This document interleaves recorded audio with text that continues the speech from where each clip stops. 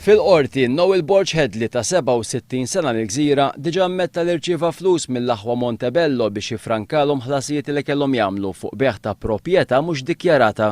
Noel Borchheadley serva mal-Ministru Tonio Fenech meta dan tal-aħħar kien għadu segretarju parlamentari.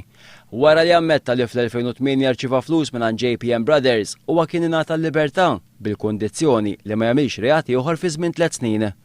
F'dan iż-żmien il-Pulizija kienet qed tinvestiga wkoll il-JPM Brothers u issa li l-investigazzjonijiet ġew fit-tmiemhom l-Aħwa Montebello ser jitresqu l-qorti fil-ġranet li ġejjin. Min-naħa tiegħu il-Ministru Tonio Fenech kien xi ħadd li jaf b'dawn il-każijiet. Dan minkejja li l-Aħwa Montebello huma l-istess li Tonio Fenech qabbad għal xogħlijiet fid-dar privata tiegħu f'Ħalbalzan. Xogħol li kien spiċċa f'kontroversja wara li l-kuntrattur Charles Magro ta' Rainbow Projects Limited kien allega li JPM Brothers qalulu illi kienu qed jagħmlu dan ix-xogħol biex il-Ministru jgħinhom ibijaw il-lukanda ġerma. Allegazzjoni illi wkoll ġiet miċħuda mill-Ministru Tonio Fenech.